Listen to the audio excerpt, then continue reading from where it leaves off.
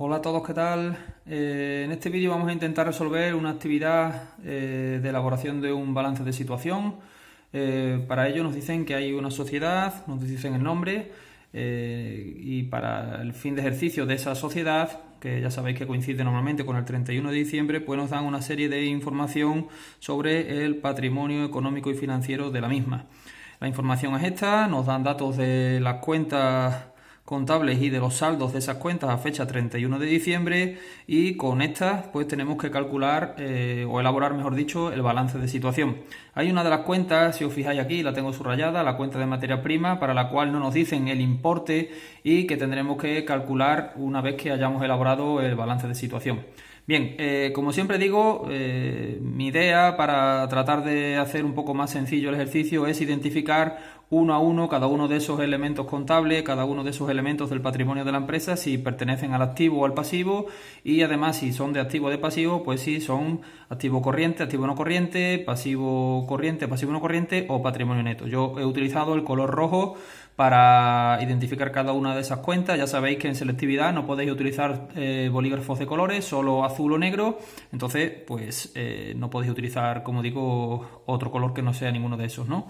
Bien, la cuenta de proveedores es pasivo corriente, una obligación de pago a corto plazo, en menos de un año, deudores, un derecho de cobro, es activo corriente, el saldo de caja, efectivo, activo corriente, productos terminados, 41.500, son existencias que tiene la empresa, activo corriente.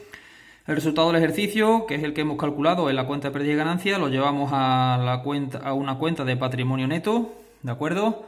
El saldo de maquinaria, 25.000 euros, activo no corriente. El saldo de materias primas, que lo tenemos que calcular, activo corriente. Capital social, patrimonio neto, construcciones, activo no corriente. Por otro lado, tenemos también el saldo de la cuenta de clientes, las facturas que nos deben los clientes por 7.500 euros, activo corriente.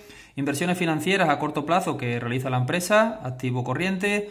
Proveedores de inmovilizado a corto plazo, deudas que tenemos que atender a corto plazo, pasivo corriente. Deudas a corto plazo con entidades de crédito, idem del anterior, pasivo corriente. Acreedores, efectos comerciales a pagar, es pasivo corriente, son pagarés que habremos dado a estos acreedores y que tenemos que atender en el corto plazo. La amortización acumulada del inmovilizado material, ya sabéis que es activo no corriente, es la depreciación de ese inmovilizado material, en este caso sería la maquinaria y las construcciones, porque no tenemos otro activo no corriente. Por tanto, la depreciación de ese inmovilizado sería activo no corriente, y acordaros que la amortización del inmovilizado, la amortización acumulada, va con signo menos, que en contabilidad lo ponemos entre paréntesis, va restando.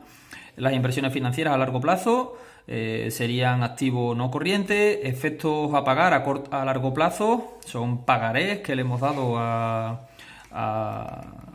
algunos proveedores o a algunos acreedores que tenemos que atender a largo plazo, sería pasivo no corriente. Y por último, deudas a largo plazo, entidades de crédito, otra obligación a largo plazo, pasivo no corriente. Una vez que tenemos identificado a qué masa patrimonial pertenecen cada uno de estos elementos, empezamos a elaborar nuestro balance de situación siguiendo la estructura que ya tenéis en Moodle y que es la que nos van a pedir en selectividad. Ya sabéis, dos columnas, en la columna de la izquierda el activo, en la columna de la derecha el patrimonio neto y el pasivo. Primero empezamos con el activo no corriente, después con el activo corriente, en la parte del patrimonio neto y el pasivo, el patrimonio neto, el pasivo no corriente y finalmente el activo corriente. ¿Por qué lo hacemos así? Porque el activo se coloca de menor a mayor liquidez. Lo menos líquido es el activo no corriente, lo más líquido es el activo corriente, mientras que el neto y el pasivo lo ordenamos de menor a mayor exigibilidad.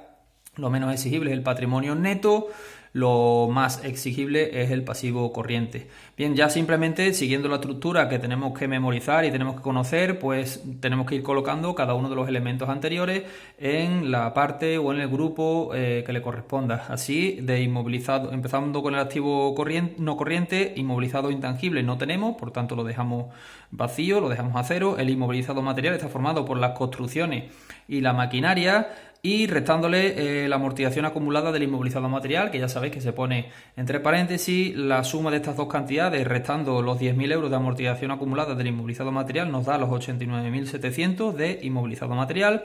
Después tenemos las inversiones financieras a largo plazo por 28.000 euros y así terminamos el activo no corriente, que sería la suma del inmovilizado material y las inversiones financieras a largo plazo, 117.700 euros. El activo corriente pues está formado por las existencias, formadas a su vez por los productos terminados, 41.500, y esas materias primas, que aquí ya tengo yo puesta la cifra, pero que en principio no sabemos cuál es, ya veremos cómo lo calculamos. Deudas comerciales y otras cuentas a cobrar, formadas por clientes y deudores, 15.500 euros. Inversiones financieras a corto plazo, 6.000 euros. Y el efectivo, que es el saldo que tenemos en la caja, 14.000 euros. Que ponemos aquí. Aquí en principio no podemos poner el total del activo, que sería la suma del activo corriente y del activo no corriente, porque hay una cuenta que es la de materia prima que no conocemos y que tenemos que calcular para poder poner el total del activo. Por eso ya abandonamos esta parte y nos centramos en la parte del patrimonio neto y del pasivo.